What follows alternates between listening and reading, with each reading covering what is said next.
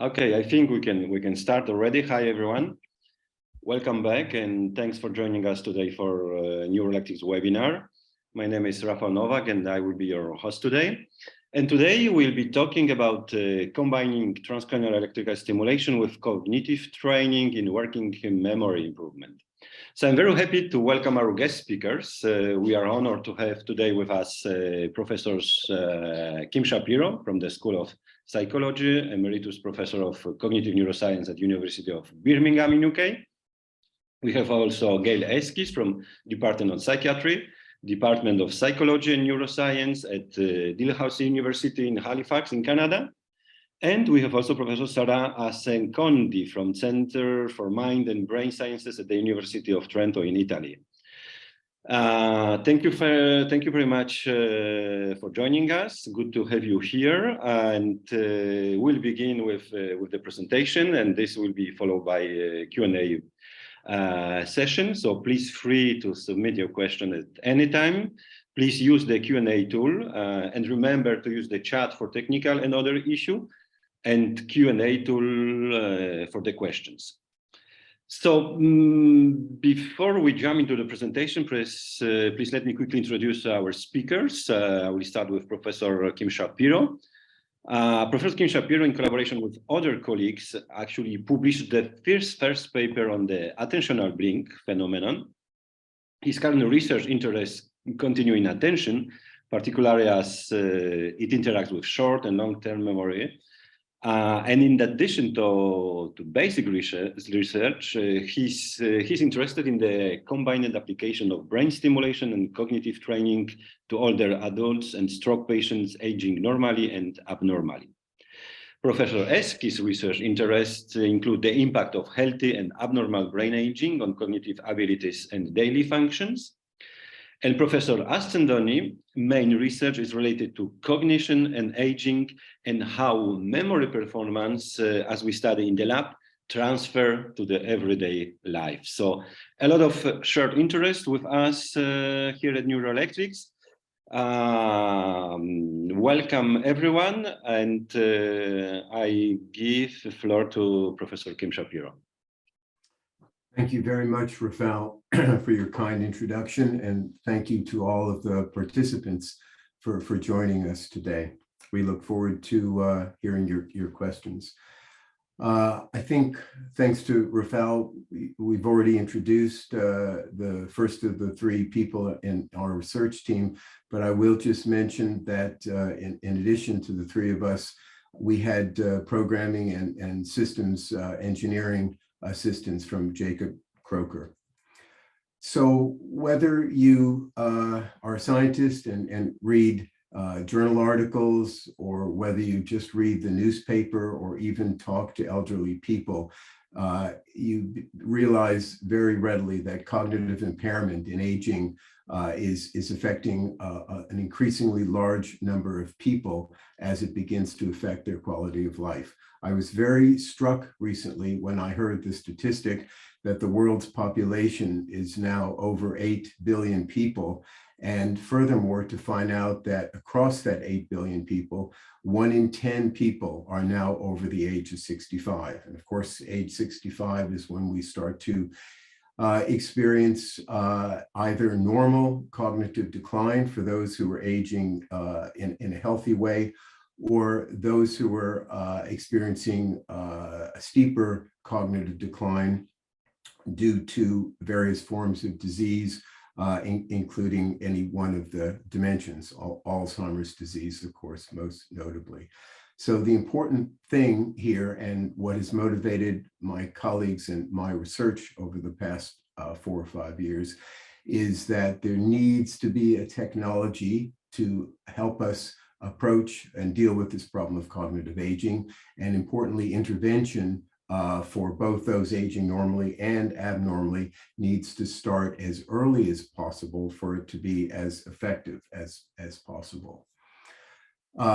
So just a little bit about dementia, because as you age, if you live long enough, all of us will acquire some symptoms of dementia. And it is a very, very significant problem. It's one of the world's leading causes of dependency and disability.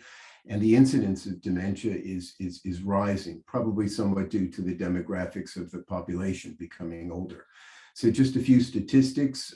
In Europe alone, dementia affects currently around 10 million people with an estimated cost of 270 billion euros per year.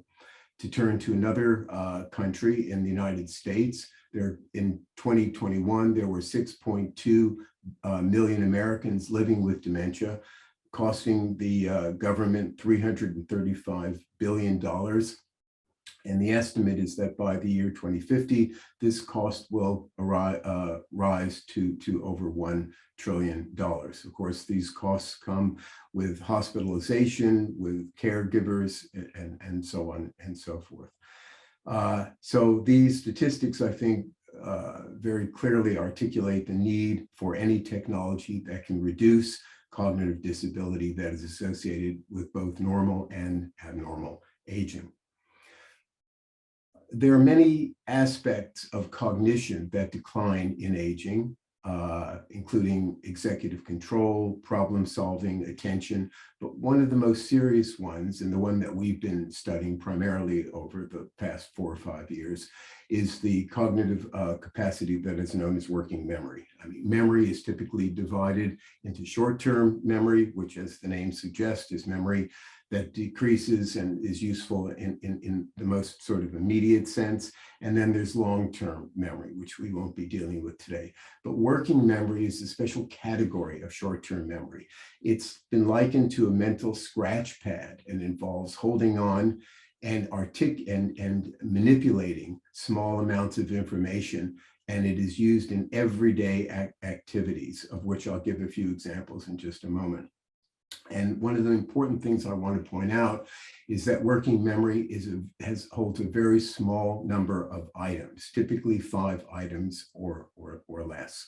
So some examples of where you use working memory: if you were driving, you were in a foreign city, you stopped someone to ask for directions to get to a pharmacy, that person might say something like, take the next right, go 4 blocks, taking care when you get to the fork in the road to stay on the left, then take the 3rd exit when you come to the roundabout, and you'll find the pharmacy where you can get your prescription on the right side of the street in a small shopping center.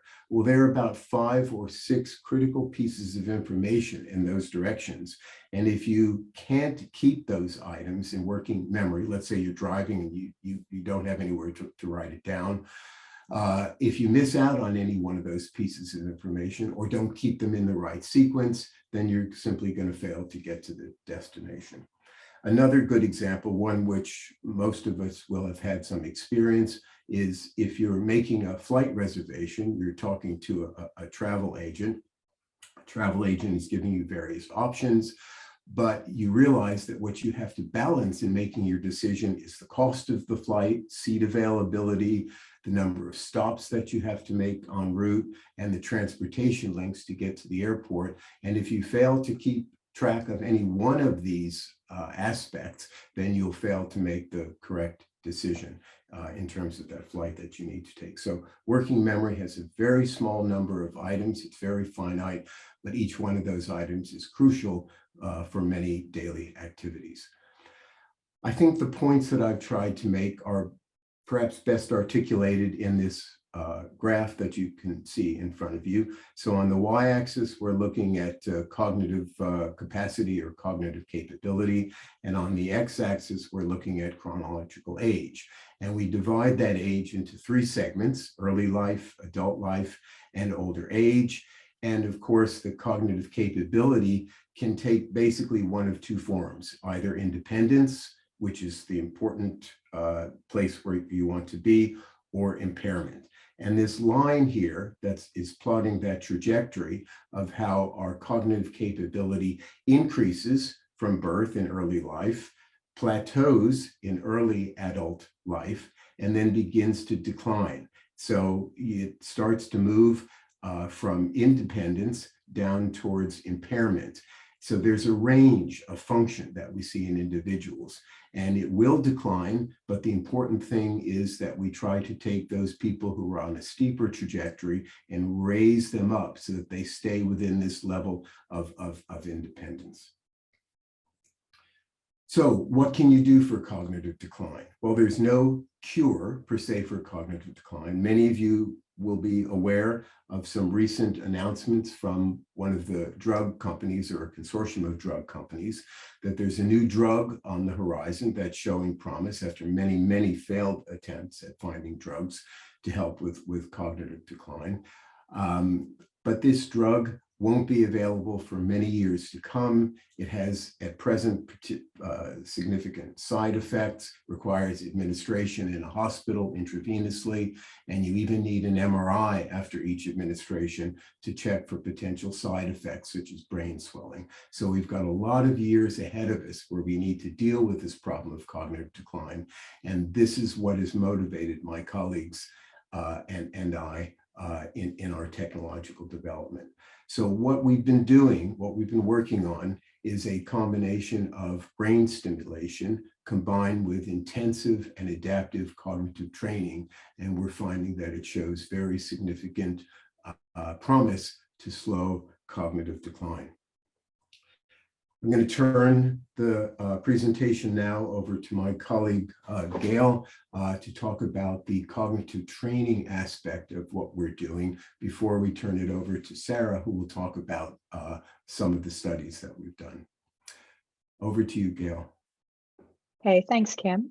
So good morning from Halifax, Canada. So my goal in the next few slides is just to briefly review the development work in my lab on creating a set of digital therapeutics, which we've been calling the Cognitive Repair Kit. And this suite is based on Posner's model of attention networks, with attention comprising 3 independent brain networks related to alerting, orienting, and executive control. And we have software programs developed for training each of those different functions. Next slide, Kim. Yeah, so today I wanted to focus on our software program, the Enigma, which is designed to improve working memory, or part of that executive control aspect.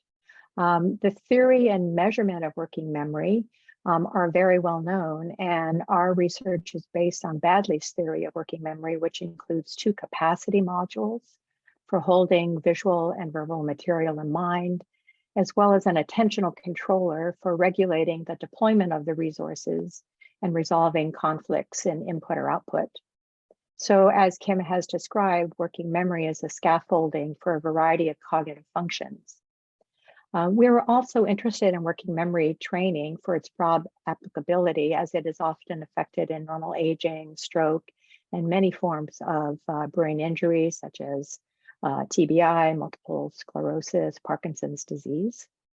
And the benefit of computerized training is that it can deliver intensive practice, which we know in the rehab world is needed to achieve those long-lasting neural changes that are critical for more relatively permanent functional changes, both in working memory as well as in other relevant skills. So could I have the next slide, Kim? So I just want to quickly review a few of our studies that illustrate the cognitive training per se, and then some findings using it. But we're going to spend most of the rest of this webinar on the research that Sara is going to present using this with brain stimulation. So here is a foundational study that we conducted to examine the feasibility and preliminary effectiveness of just doing working memory training alone, but online with stroke outpatients. And we wanted to look at this online approach because it's provides the most accessibility to patients and the general public in terms of benefits of the training. So we provided training for 5 days a week for 6 weeks, which is a typical clinical application or clinical schedule. And to train both the capacity modules as well as the attentional controller, we used a dual end-back procedure, which requires the player to monitor separate streams of auditory and visual stimuli, looking for matches at n trials ago. So this is an adaptive program, and it starts at n equals 1, that is looking for matches to the item that they just saw or heard. And as performance gets better, the n will increase to 2 or 3. So on an n of 2, then they're looking for matches to items that were seen or heard 2 trials ago, and so on. Feedback is given with each response and at the end of the blocks to enhance learning and maintain motivation. So this pre-post study had an average of 96% compliance. And we also found good changes in performance on measures of attention, working memory, and generalization to fluid intelligence, such as on visual problem solving and on daily goals of the patients themselves. So this gave us some evidence to continue working with this and to see how we could enhance it even more. Next slide, Kim. So in terms of relevance to what Sara is going to present today, we were very interested in combinatorial approaches, both for their implications for the mechanisms underlying the improvement from the training, as well as for the potential enhancement of outcomes in different areas. So for example, we did one study that found enhancement of phasia therapy that was delivered in addition to the working memory training.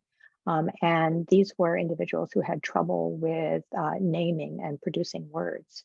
So we found improvements and enhancement in naming skills compared to when they received just the naming skill therapy alone, and also in their functional communication. So this was a good example of how working memory, when improved, can relate to other skills that need it.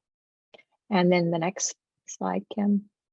And in the next study, we found that aerobic exercise combined with working memory training also resulted in better longer-term outcomes in stroke patients on this measure of visual spatial reasoning or fluid intelligence. And this one was exciting, as it suggested that any treatment that can enhance neuroplasticity or BDNF or IGF and those kinds of things can combine with the working memory training to improve cognition. So this working memory training program is the one that was used in Sara's studies. So now I just want to hand it over to Sara to describe some of her studies on how the brain stimulation combined with this program can enhance learning even in the short term. Sara, over to you. Thank you, Gail. So first of all, I would like to thank you, Neuroelectrics, for holding the webinar, and Rafa for the nice introduction. My turn now is to give you for the next 15-20 minutes an overview of some of the study, of most of the studies that we run in the past 4 to 5 years. All our studies stem from some specific considerations, and these considerations were as follows. First, we know from the literature that TDCS, or transcranial direct current stimulation, is more effective when the stimulated area is engaged in a cognitive task. This was one of the main reasons that give us the idea to combine non-invasive brain stimulation and specifically TDCS with cognitive training. We also know that strategy is another critical factor that can maximize the use of the area of interest. And for this reason, we consider this as a factor in our analysis, and we wanted to look at the impact that strategy may have on the success of combined intervention like TDCS plus cognitive training. Finally, we also know that developing a strategy depends on the resources available to an individual, and for this reason, another factor that we consider in our analysis is the initial working memory capacity of individuals. The study I'm going to present to you are 5 studies. The first 2, study 1 and 2, are on young adults. Study 3 and 4 are with older adults. And then finally, study 5 consider acute stroke patients. Next. So just to give you an overview of the experimental design, and specifically, this experimental design is basically the same for all the studies, but there are some differences from the kind of cognitive training that Gail just explained in terms of duration of the training. So in our studies, we have a component that is cognitive training. As Gail said, cognitive training is an adaptive working memory training, an MBAC task specifically, and usually we administer 20 minutes a day for some consecutive days. I say some because we use different amount of days in different studies, but usually it's from 2 to 5 days. As you can understand, this is a very short duration with respect to the duration that Gail was pointing out. And the reason of this shorter duration is because we wanted to combine the cognitive training with non-invasive brain stimulation, and specifically to see whether the combined use of cognitive training and stimulation could reduce the duration of the intervention, but with the possibility of having a positive outcome anyway. Obviously, the reason is that the longer you keep individual in an intervention program, the higher may be the chance that they will drop out. Concerning non-invasive brain stimulation, our focus is on the dorsolateral prefrontal cortex, obviously because of the working memory target of the cognitive training. We use 2 electrodes, a cathode and FP1, so front orbital, and the anode on F4. This means that we are stimulating the right dorsolateral prefrontal cortex, and we chose the right dorsolateral prefrontal cortex as target because we use a spatial working memory task. The stimulation is a 2 milliampere stimulation and lasts for 20 minutes concurrently with the cognitive training. Finally, in some studies, but not all of them, we use the EEG with standard setup, although I'll only briefly present some EEG results because we are still working on that. Next, please.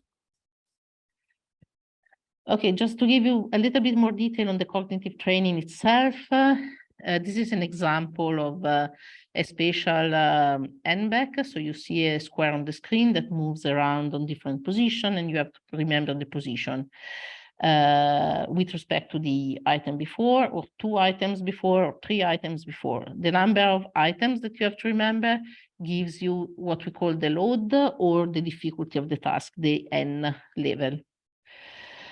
We use an adapted version of this task because we want to maintain engagement, and because also we want the individual to be stimulated. If the task is too easy, then you don't get any benefit. And overall, all the studies that I'm going to present, the dependent variable that we consider is the average N level reached in a session. That means the difficulty of the task that an individual can do in a session, the average difficulty. Next, please. Okay, so the main fund, this is study 1. In study 1, we consider young adults. We had a design, as you can see on the left, which is typical for our studies. We have a pre-test session, then a certain amount of practice, and then a post-test. In this case, we had 2 days of practice. And before starting practice, individuals receive or did not receive strategy instructions. When I say strategy instructions, I mean they received indication on how to complete the task in an efficient way. And what we found is that tES was particularly beneficial when combined with working memory training in individuals who received strategy instruction and had low working memory capacity. We consider 84 individuals and in a 2x2 design, but then before analysis, we divided the sample into 3 groups based on their initial capacity. In the next, so this study involves only tES, so it was cognitive training plus tES. And in the next slide, I'm going to focus on the low capacity individuals and the high capacity individuals. So what you see here is the improvement in average N level, so our dependent variable, which represents how much individuals improved during the training in the different groups. And what you can see is that in the low capacity, the active strategy group, so the gray one, improved significantly. So this improvement was significantly different from 0 and was also significantly larger than the improvement from the other groups. In the high capacity individuals, the situation is different. We have that all improvements in all groups were significantly different from 0, apart from the Shamno strategy, so the green one. But then there was no difference between the groups, but only they differ from the one who had no improvement. So the way we interpreted this is that when so strategy plays an important role in training, and when individuals have high capacity, so they have the resources to put a strategy in place, whether the strategy is given to them or is not, they tend to improve similarly, and they don't benefit from the stimulation. But when the individuals don't have enough resources, so they have low capacity, as we call it, only those individuals who receive stimulation are able to put the strategy in place and obtain benefits from it. And this is because we think stimulation gives extra resources to the individual with low capacities. Next, please. Okay, in study 2, we wanted to see, so we adopted a very similar design. We just increased the number of days of practice to 3 instead of 2. And this time we use cognitive training, brain stimulation, but we also use EEG because we wanted to see if we could measure electrophysiological correlates of the changes induced by the intervention. And we also had a follow-up with EEG as well. We had a smaller sample group, 26 individuals. Still, these were young adults. We focused on even-related potentials. There was a specific reason why we focused on that, and that's because we were trying to find some kind of marker that could be easily used in a home setting. And ERP are ideal because they can measure on as little as 1 electrode. Then, because this was a large exploratory study, and there, to the best of our knowledge, there weren't many other studies addressing the same issue. We explored short, mid, and long latency components, and we did not modulate the strategy or manipulate strategy in these studies, but we did debrief participants, and all of them reported that they have used the strategy. Next, please. So I'm going to show you here just the results on one ERP component, the P3 or P300.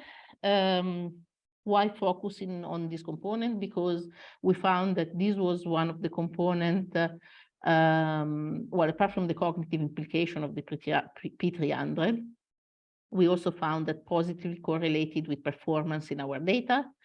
And indeed, we found that there was significant modulation of the P300 in time. So if you look at the graph, you see on the y-axis is the P3 amplitude. On the x-axis is what they call the load, so the difficulty of the n-back task. In this case, remember that the P300 was measured at a pre-test, post-test, and follow-up, so as an outcome of the training. And T1, T4, and T5 are the sessions. T1 is the pre-session, the baseline. T4 is the post-session, and T5 is the follow-up. So what you see here is that almost for every load, the P300 amplitude increased in post with respect to the pre-session. And because we know that the P300 correlated positively with the performance, we had a positive association with an increase in performance. This was true especially for the N2 and 3, so lower difficulties. For the N4, not so much. We also see that at follow-up, however, the P3 amplitude went back to the same level as in the pre-test. So we did have a modulation in time, so there was an effect of the intervention, but nothing specific to stimulation. Because, as I said, this was an exploratory study, even though we did not find an effect of stimulation, we looked at the changes from the pre-session, the baseline session, in both active and simulation and sham group, because we wanted to see whether there were changes that were significantly different from zero. And what we found is that only the changes in the active group were significantly different from zero. But in any case, we found no main effect of stimulation. So the reason we basically tried to reason on why we didn't have any effect of stimulation. And we speculated that there were different possibilities. So one could be that in this case, we did not make any distinction based on capacity. So this group includes both high and low capacity individuals, and we did not make any distinction because of the small sample size. So it wouldn't have made any sense to separate the group.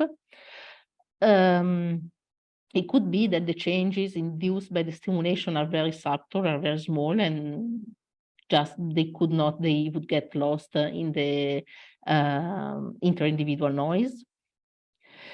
But it could also be that ERP are not the best measure to use.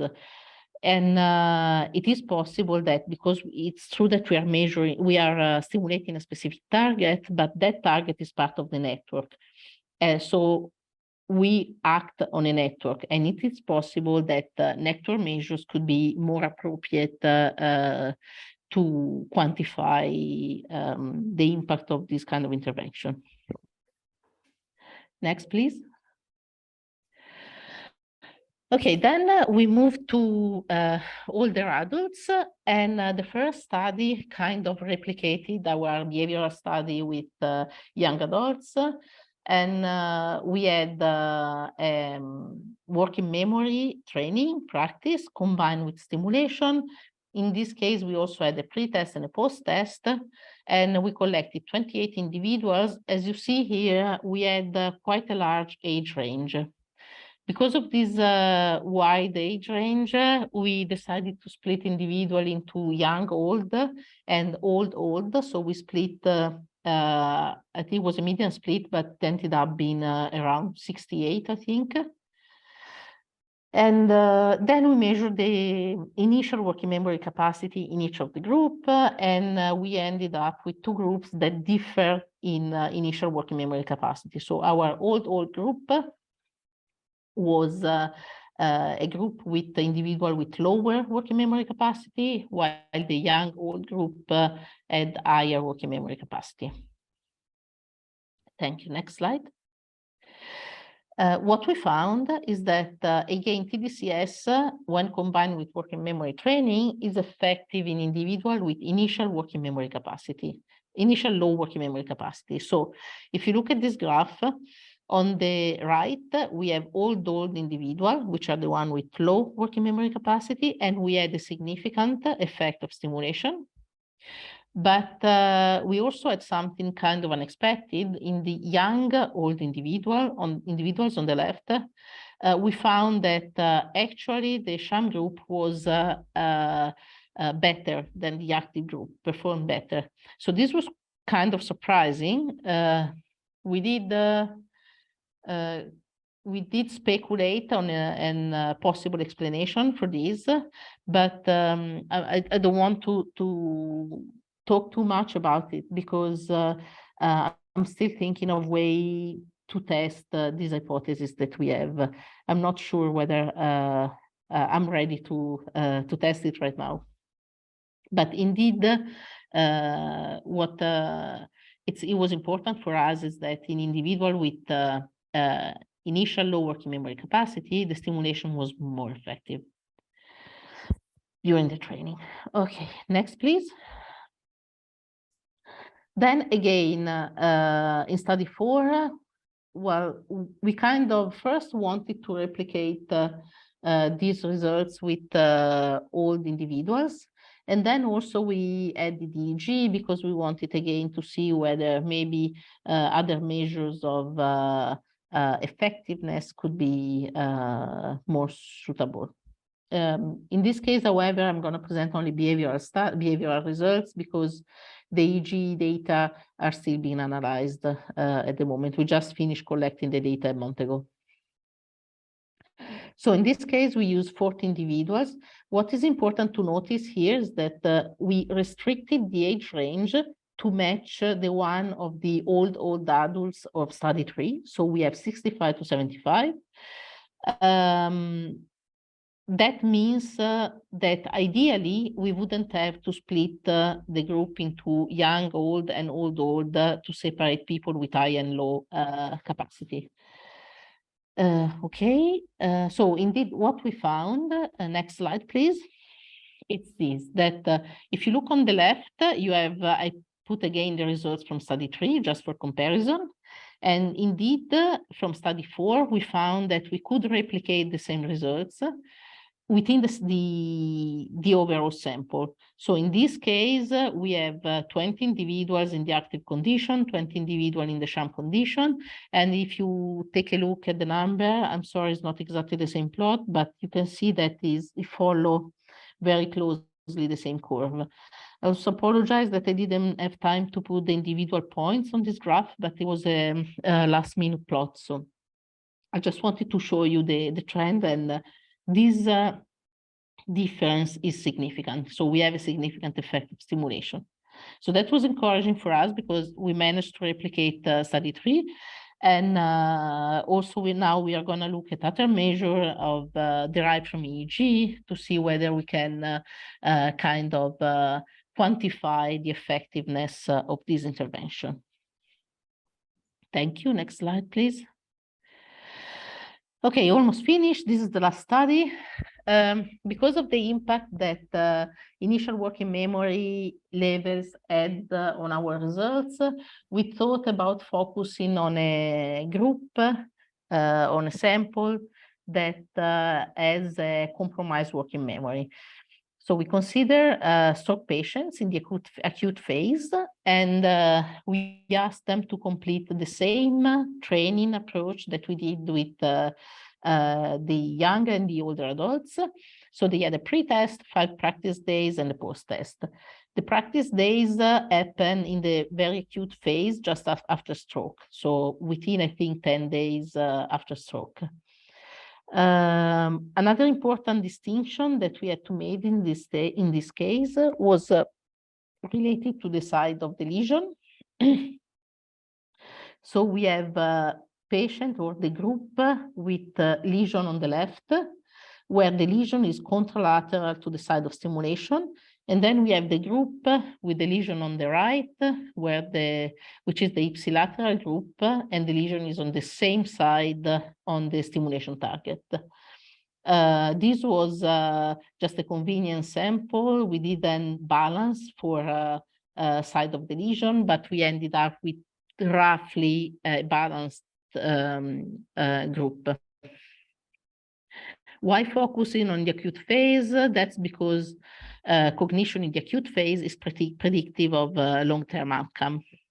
So just to show you again some preliminary results, because we are still analyzing this data, we did find an effect as significant interaction of session by stimulation by side of lesion, and specifically, while considering the ipsilateral group, we found no effect of stimulation.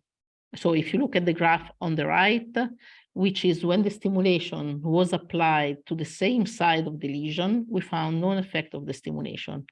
On the other end, when the stimulation was contralateral, so it was applied to the opposite side of the with respect to the lesion, we found a significant effect of stimulation. So that again was encouraging for us because again, it showed that initial working memory capacity can play an important role in the effectiveness of this intervention. Next slide, please. So just to summarize the results, we believe that combining tES with working memory training can be effective. However, the effectiveness is modulated by the individual working memory when entering the intervention. And we found that in patients also lesion location plays an important role. So our conclusion is that it is important to consider individual differences when administering tES and working memory training. But it is also important to have ways to quantify the impact of the intervention.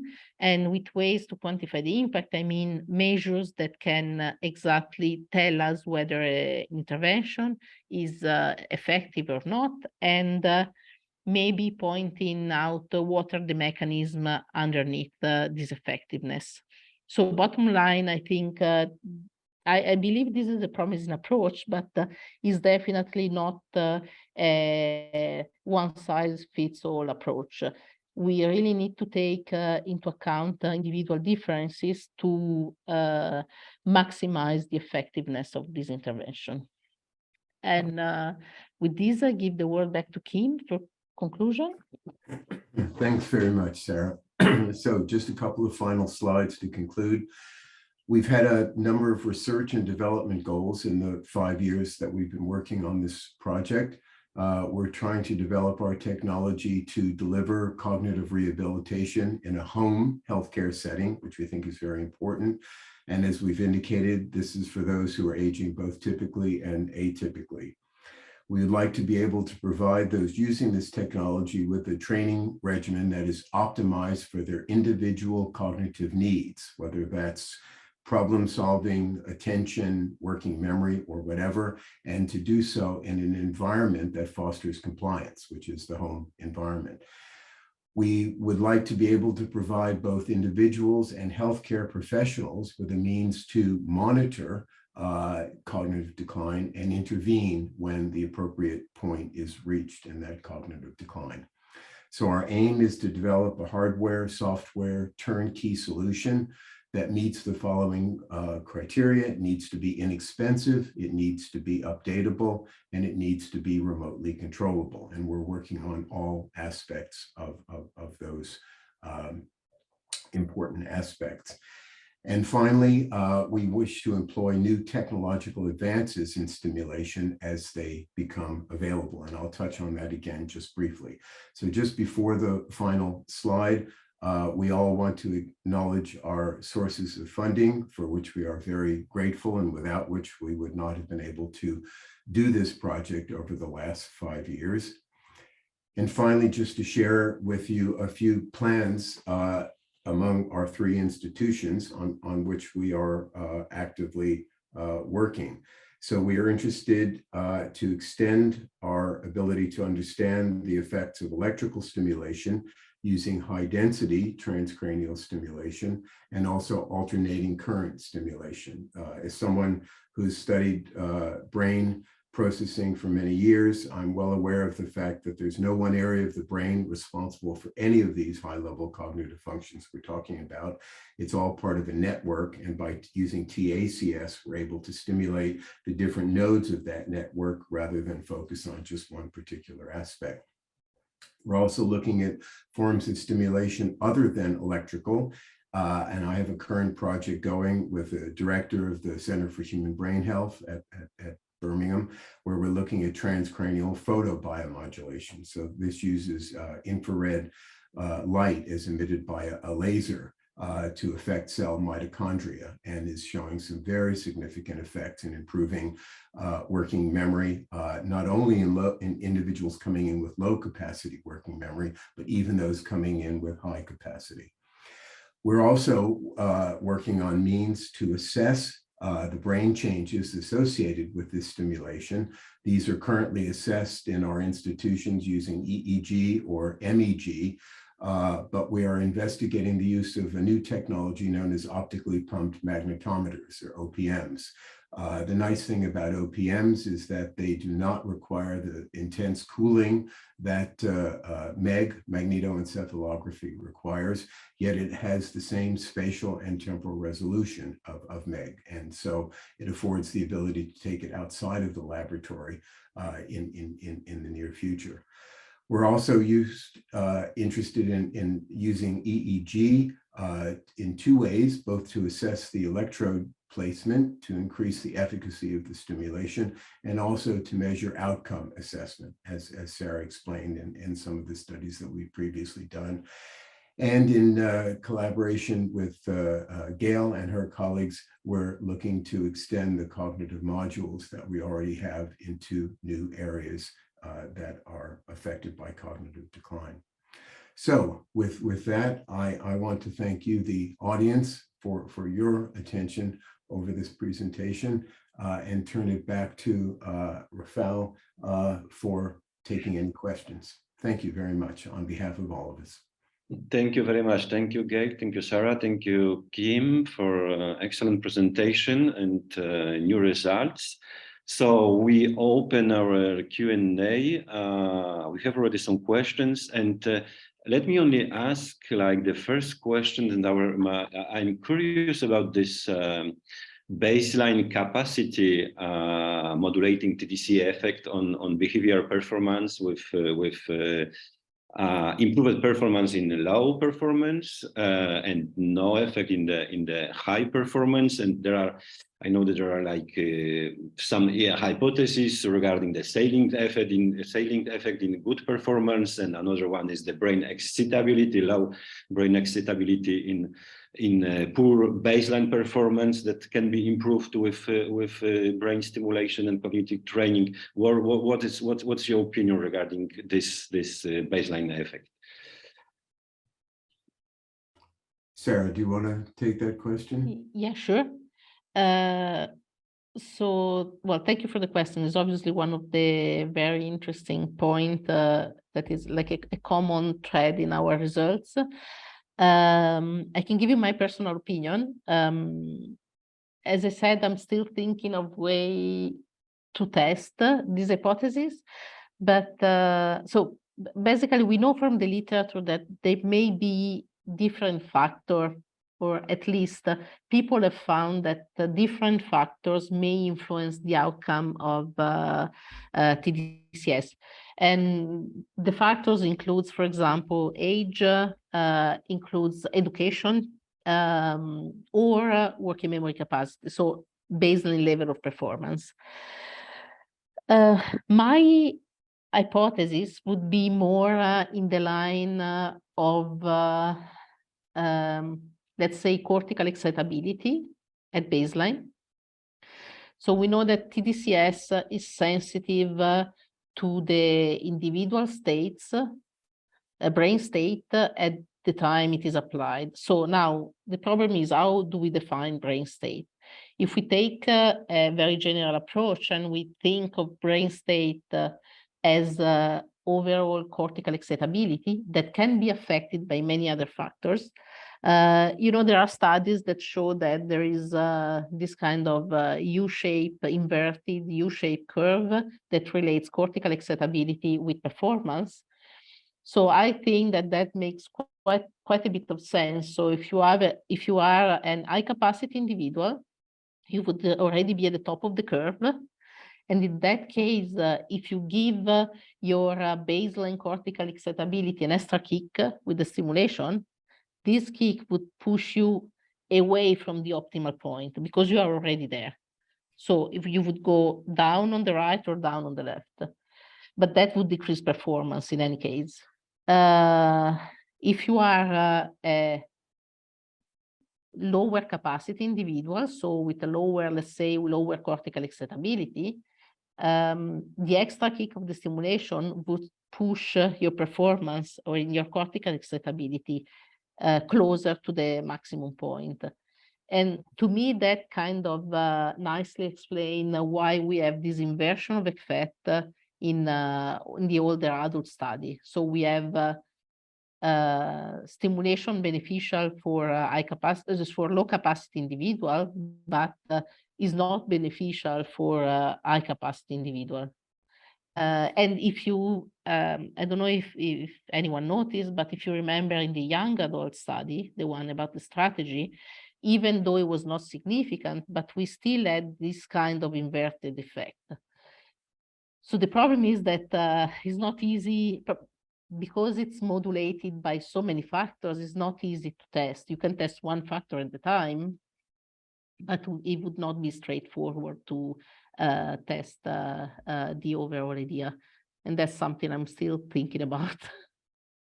Perfect, thank you. And we are aware of like huge variability, and especially this baseline effect, and reported differently in different studies. We have a question from Esteban regarding the measurement and the effects measured during the cognitive training stimulation. The first one, actually, why you didn't measure the transfer effect? How can we know that participant didn't get better on the NBEC task based on the strategy theory that could confirm this, and not actual improvement on working memory? So I didn't present it in the slides, but obviously we did have some outcome measures and different type of measures. The problem is that results, at least for us, but I think a bit everywhere in the literature, were very controversial and difficult to interpret. We often found an improvement in the train task. So you have an improvement in the train task, but not so much in tasks that differ in terms of cognitive process.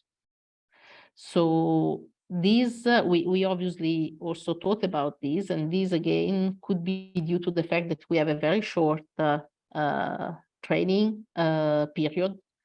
If you remember, it goes from 2 to 5 days in our studies. So that could be a reason for not obtaining like a clear transfer effect.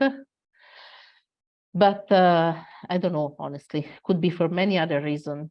It could be that also, I'm not aware of many studies testing the effect of the scheduling of the training. So let's say if you have, we always use consecutive days, maybe spreading the intervention over 2 weeks instead of 1, but with the same amount of training could be better. We haven't tested yet.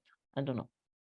Okay, thank you. There is a general question regarding the general role of neurophysiological recording of EEG and ERPs and findings after the intervention. What is the general goal of recording EEG and ERPs? And if you find in the different some changes, what would be the goal and application of objective of using these changes in the planning of the treatment or changes of the stimulation? Okay, so well, obviously EEG gives you a quantitative measure. So it tells you what are the cognitive processes that are affected by the intervention. And that's the first benefit. Whether to use EEG or ERP, I mentioned in the slide that we chose ERP in that particular study because of its easy of use in an home context where you could just use one electrode. the benefit of using EEG in general is that you can obtain a better quantification of brain activity. And if you know what are the effects on brain activity of this kind of intervention, you can also plan a better intervention targeting those regions that are more sensitive. So you could use EEG as a way or as an aid to design the stimulation and cognitive training intervention. Maybe I could just add to that too. EEG has the ability, as I mentioned and as Sara has mentioned, to measure a network level of analysis of changes in the brain, and the communication channels between different regions of the brain are what are likely affected by the physiological changes that we see in people who are acquiring, for example, Alzheimer's disease. So these accumulation of amyloid deposits is affecting network transmission. So we'll get a better measure of that, of how two or more areas of the brain communicate using EEG than we can from using ERPs. Okay. There's actually a question adding even fMRI as an additional point to use for the optimization of the stimulation. That could be something additional. But I would like to summarize the question even to Gail. So because to give a little brief of Sara, you were checking the feasibility of the cognitive training at home. How you and your results was that actually it's feasible. How you find this? How you find the cognitive training together with stimulation? There are some studies, actually we performed some studies with quite good results, but in different group of subjects in different ages. How you find this and difficulty actually doing only cognitive training, and if you add to this the brain stimulation in the home settings? Yeah, that's a good question. We did spend quite a bit of time working on just the feasibility of the online cognitive training at home and how we can set it up so that individuals can use it on their own.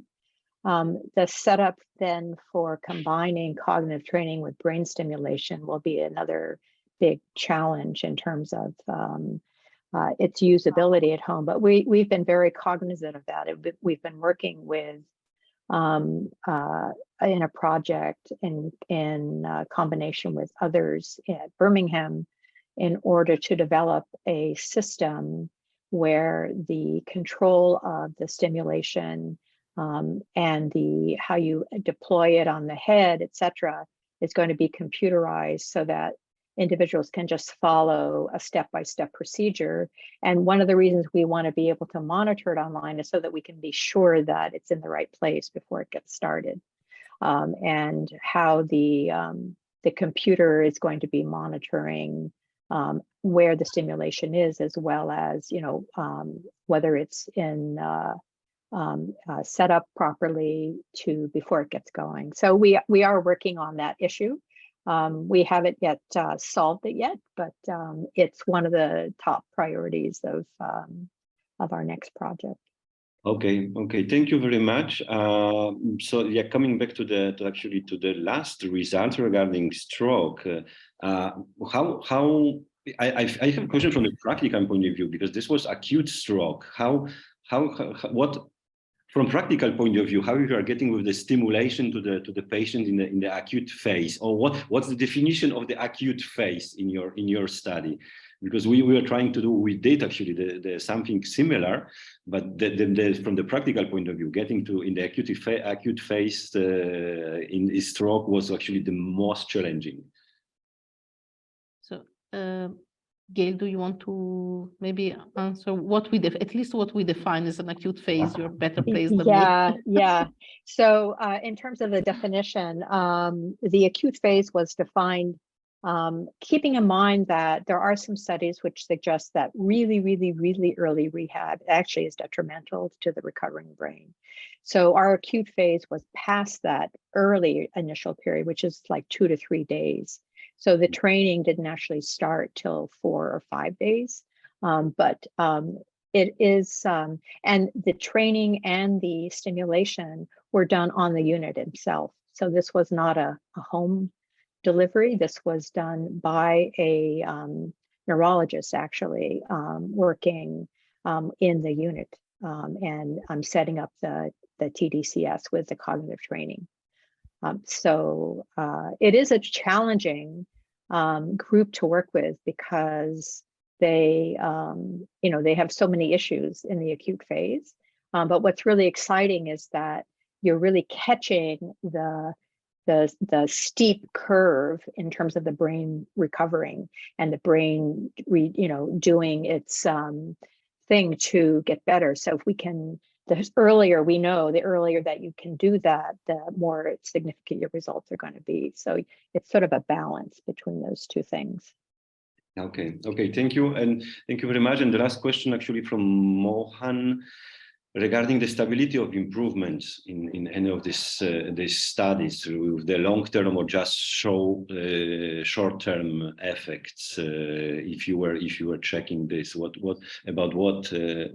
timing of the effects and the duration of the effect we are talking about in terms of cognitive training and stimulation, only cognitive training and stimulation? So what we found, we only had follow-up in 2 studies. Where we measure performance, I think up to 1.5 months or 2 months after the end of the intervention. And these studies were the one study with young adults, NEG. And in that case, we did not find basically anything. We found that after 1.5 months, any change we had, even related to cognitive training alone, would reverse to baseline level.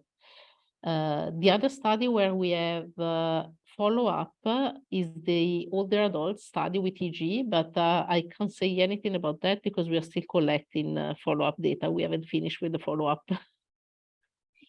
Okay, and the last question, sorry, go ahead, Gail. Yeah, just quickly on terms of the long-term effects, I think partly it's going to depend on how much training you get initially in terms of how long you're going to have the effects for later. We've actually found we have increased effects at 3 months compared to initially right after. So I think there is something interesting about the training and the stimulation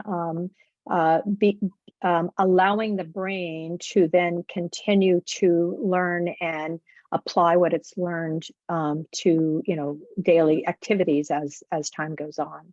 So I think there is a signal there for long-term effects, but it's interesting because when we go to the gym and we do lots of training, physical training, we don't expect that to last for a year if we just stop training. So I think there's we have to consider the brain as a instrument where you just need to be always fine-tuning it, and just having one set of training program and you're set for life, I think is a little optimistic. Thank you. You're running almost out of time. There is like the question regarding the future in the long term. This approach is intended, from the question from Don, strictly in clinical settings, or could Cognizant be a direct-to-consumer product with the direct application? I think that's an excellent question. We really envision both routes. I mean, because they have different means of getting to the public. I mean, in terms of the clinical route, once someone has done a randomized clinical trial and received quality assurance and so on that the technology does what it's supposed to do, then this can be covered oftentimes by people's insurance policies, paid for by insurance policies. And of course, it gives people the reassurance that it's been fully tested and validated. On the other hand, there are many therapies out there, for cognitive decline and physical decline and so on and so forth that don't have clinical validation. So in a sense, it's a bit of a buyer beware situation, but nevertheless, they do show efficacy as ours has done, and it may reach a large group of people who don't want to wait for the full clinical validation. So I think both routes have potential promise. Okay, thank you very much. There are a lot of requests for the contact, how people can contact you. I don't know if you want to share any contacts, or we can share our mail and people can write and we will forward you any questions, because anyway we have still about 20 questions waiting for the answer, so we'll forward you the pending questions. And if you want to share any contact, if not, everyone can write to info@neurolexis.com and we will forward any specific questions to our guests. I'm very happy to have my contact details, my email address passed on to someone, Rafael.